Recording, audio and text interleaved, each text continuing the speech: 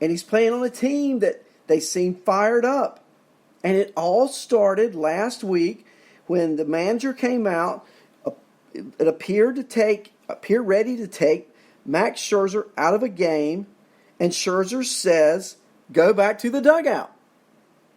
Scherzer struck out 15 in 8 innings that game last week.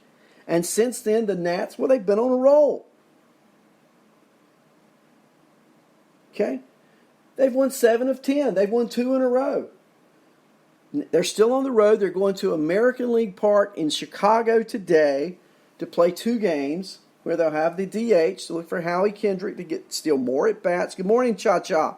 Good morning to the real AA. Yeah, I agree, real AA.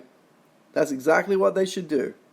Anybody who shoots another human being like that, for those reasons, apparently, from what I understand, yeah, I agree, real AA. But the Nats are still in it. And over the last 10, they've got the best record in the division. Let's see if it keeps up. Let's move along to the National League Central. I love the Central. Don't you? I just love it.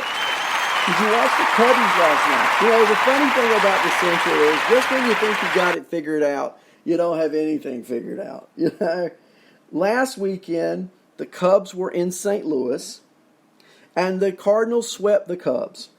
And it appeared the Cardinals were hot and back on track, and things were going to be going well. And, well, don't count your chickens before you go let them hatch in Wrigley Field, right? Last night, Kyle Hendricks was dealing.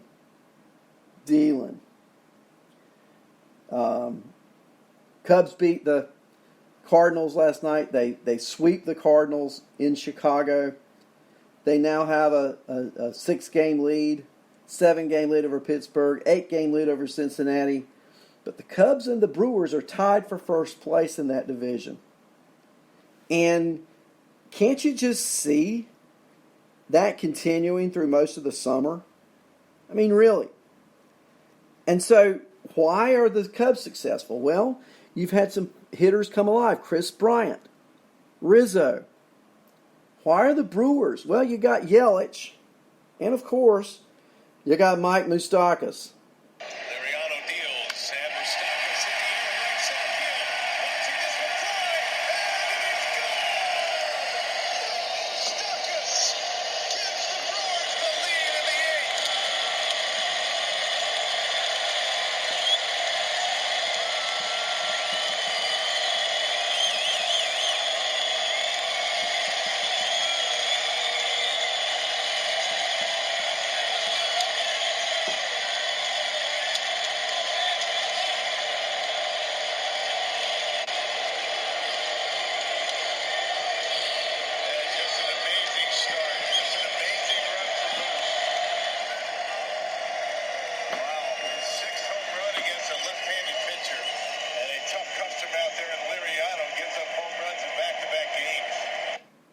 Moustakas.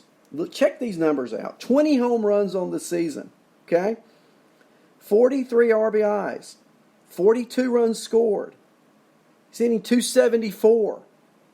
Over his last 5 games, 8 for 20. Batting .400 with 4 home runs. And let me make sure I tell you, 3 of those 4 against left-handed pitchers. 6 RBIs, 5 runs scored. Moustakas quietly putting together a great season. 20 home runs already, 60-some games in. You project it out. He's third base and second base eligible. And I said this last week, and I'll say it again. How many second basemen in Major League Baseball have hit 20 home runs? How many?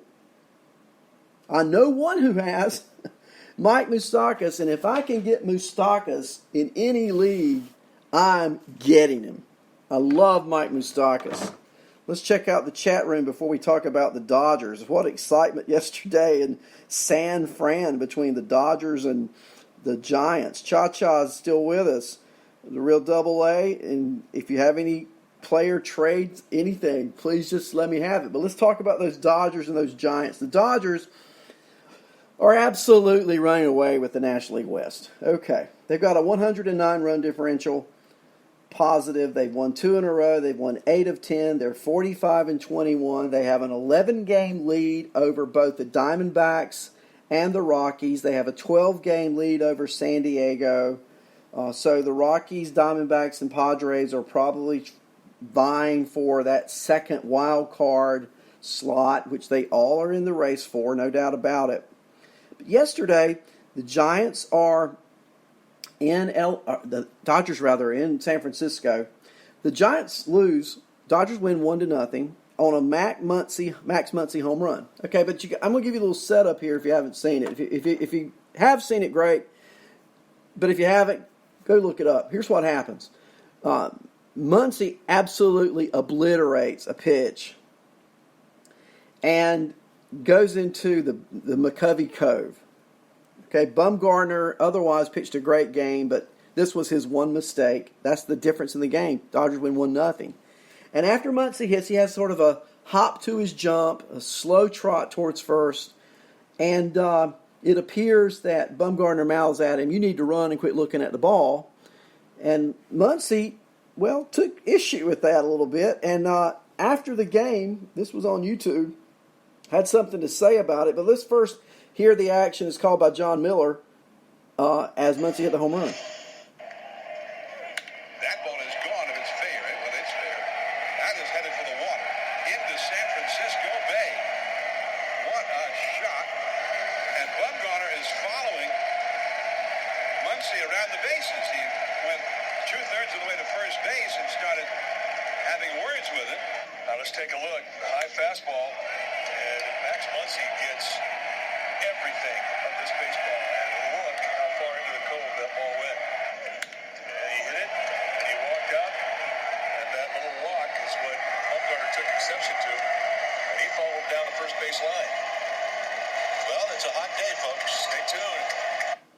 Yeah, stay tuned, because what happened after the game was the interview between Muncy and a reporter for LA's network. There some exception to Madison Bumgarner on that home run. What exactly was the exchange there? What do you think happened? Well, he, I hit the ball and then he yelled at me. He said, "Don't watch the ball, you run." And I just responded back, if you don't want me to watch the ball, you can go get it out of the ocean. Did you like the fact that you are now the next chapter in this Giants-Dodgers rivalry? And I believe that you did ask him to run the bases with you, no? He kept mouthing off. I told him, come get it. But, he's a competitor. He was just fired up about it. I definitely hope this doesn't turn into a fluke thing, because I don't want that on my shoulders. But, it's just him competing out there, and, he's upset he made a bad pitch, and that's all there was to it. And so Muncy just takes him, again, totally obliterates the fastball from Bumgarner. And Muncy's another interesting player for fantasy, reality and fantasy. Muncy, multi-positional eligible. You know I love those guys. You know I love multi-positional players, and you know I love opportunity. Okay, so as we look at Muncy, he's first base, second base, third base eligible. Corner infield, middle infield. Batting .278 on the year, 39 runs scored, 13 home runs, 38 RBIs, even has 3 stolen bases. Okay, he is 5 for his last 15 with that home run. Pretty steady player, a lot of opportunity in LA. Certainly a player that, if you are in need of a player, you might get him in a trade. You really might. He's not going to be a free agent, but you might can get him in a trade. And so, worthy of look. Here we go. Let's talk about a couple of prospects. You know my man, Jordan Alvarez. Let's hear it one more time for Jordan Alvarez. Yes, there you go. Called up this weekend. So then the question becomes, well, Arnie, who is a rookie to look at next? Well, I want to give you 2 potential players, one being a hitter and one being a pitcher. Okay, and the hitter probably sooner than the pitcher. But I want to offer you Luis Urias for San Diego. Second baseman, 22-year-old. He debuted briefly, very briefly, going 2 for 24 earlier this year. Okay, And during that 11-game stretch, he struck out 38% of the time. Okay, not good, right? It didn't help that he struck out in 3 of his 4 pinch hit appearances either. So the Padres send him back down to El Paso. And what's he done with his time back in El Paso? Well, I can tell you. He has lit it up. And I'll get to your question in just a minute, Cha-Cha. He has lit it up. He smacked 14 homers, 34 RBIs, 43 runs scored, 5 stolen bases, hitting .363. He's reduced his strikeout rate in the minors from 38% in the majors for that 11-game stretch to 18% in the minors. He's 5'9". He compares favorably to Jose Altuve, makes solid contact at the dish. And, well, San Diego's been rolling out Ian Kinsler and Greg Garcia. So I think the call-up is imminent. I think it could be this week. Okay, I think it will be this week. Really nothing left to prove at the minor leagues for Urias. And so look for Luis Urias to be called up by San Diego this week. And before I talk about a pitcher, Cha-Cha wants to know, what's your take on Josh Donaldson for the rest of the season? Josh Donaldson. Are you kidding me? First of all, I guess this is wasted oxygen, but I'm not really sure why the Braves ever picked him up in the first place. Okay? Maybe that answers your question before I even say anything else. I'm not big on Josh Donaldson. You know, I could see one of two things happening. I could see, one, the Braves trying to trade him. I don't know who's out there that's a taker, but I could see it if there is a taker, them trading him. What a move, easy move that would be, moving Riley to his natural position of third. Inciarte improves the defense when he comes back off the IL. But if they don't do that, and he continues to play, I think it is an onus on the Braves offense. And again, you know, I'm not only a recency guy, I'm an overall guy. His last 17 at-bats, 1 hit.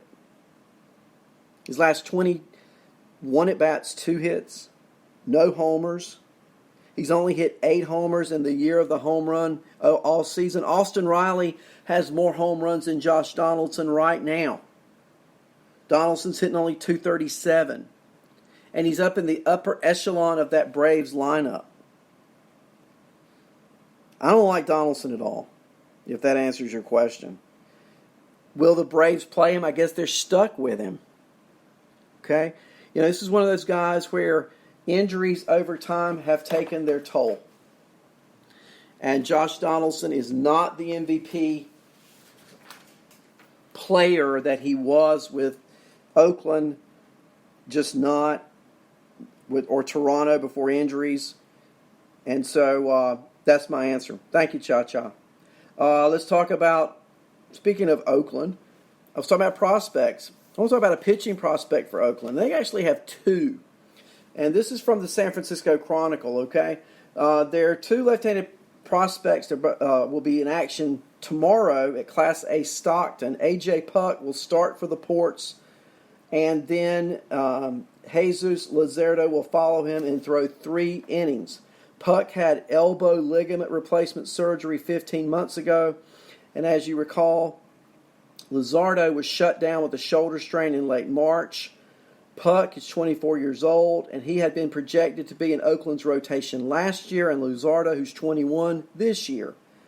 Neither of these guys are on the 40-man roster. There is no 30-day rehab assignment limitation, and the A's are likely to take things slowly with both of these guys. But at some point in the next month or two, it's conceivable, more than conceivable, I think, Oakland will be a home place for Puck and Luzardo. And I think Luzardo's in that rotation. And I'm just saying, as we look at rookies this morning, he's certainly a player to keep your eye on going forward. Okay, so let's close our last 15 minutes with a look at today.